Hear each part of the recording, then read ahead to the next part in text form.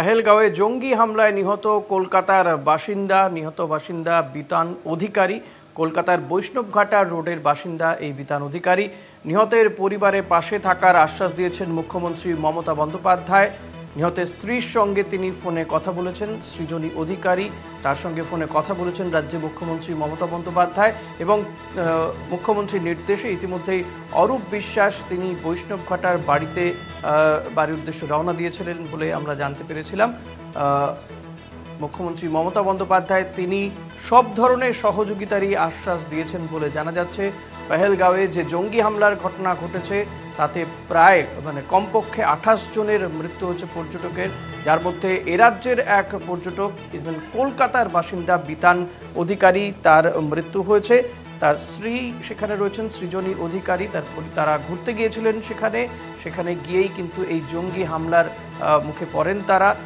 ইতিমধ্যেই মুখ্যমন্ত্রী মমতা বন্দ্যোপাধ্যায় তিনি কথা বলেছেন বিতান অধিকারীর পরিবারের সঙ্গে, তার নির্দেশে বৈষ্ণবঘাটার বাড়ির উদ্দেশ্যে গিয়েছেন অরূপ বিশ্বাস বলেও জানা যাচ্ছে। আমাদের প্রতিনিধি রিয়া মাঝি রয়েছেন।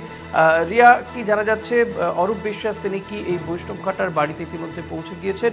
মুখ্যমন্ত্রী কি আশ্বাস দিয়েছেন তাদেরকে? দেখো, যেমনটা জানা যাচ্ছে যে মুখ্যমন্ত্রী মমতা বন্দ্যোপাধ্যায় তিনি কথা বলেছেন এই বিতান অধিকারীর যিনি ফ্যামিলি মেম্বার যারা রয়েছে সে পরিবারের সাথে কথা বলেছেন বলে এমনটাই জানা যাচ্ছে। বৈষ্ণবঘাটায় বাড়ি তাদের কলকাতায়, এবং আরো যেমনটা জানা যাচ্ছে তোমায় জানিয়ে রাখবো যে 8 তারিখে তারা ফ্লোরিডা থেকে কলকাতায় আসে এবং ফ্লোরিডা থেকে কলকাতায় আসার পরেই যেটা দেখা যায় যে তারা জম্মু কাশ্মীরের জন্য বেরোয়, তারা ঘুরতে যায় জম্মু কাশ্মীরে। 16 তারিখ তারা এখান থেকে রওনা দেয় জম্মু কাশ্মীরের উদ্দেশ্যে এবং 24 তারিখ অর্থাৎ আজকে 22 তারিখ আর একদিন থেকে দুদিন পরেই কিন্তু তাদের ফিরে আসার কথা জম্মু কাশ্মীর ঘুরে। কিন্তু তার আগেই টেররিস্ট অ্যাটাকের মুখে পড়েছেন এই বিতান অধিকারী। ইতিমধ্যেই কিন্তু মৃত্যু হয়েছে বিতান অধিকারীর বলে এমনটাই জানা গিয়েছে এবং তার পরিবারের সঙ্গে সেখানে তিনি ভিজিট করেছিলেন বিতান অধিকারী, সোহিনী অধিকারী, তার স্ত্রী এবং তার একটি শিশুকে নিয়ে তিনি গিয়েছিলেন সেখানে।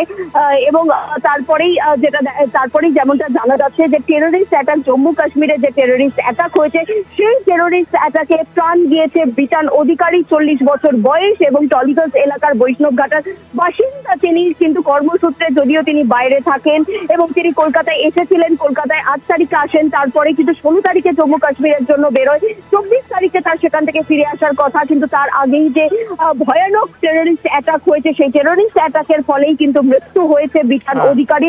ইতিমধ্যেই কিন্তু মুখ্যমন্ত্রী মমতা বন্দ্যোপাধ্যায় তিনি যেমন কথা বলেছেন এবং তার নির্দেশেই কিন্তু অরূপ বিশ্বাস তাকে যাওয়ার নির্দেশ দেওয়া হয়েছে তার বাড়িতে।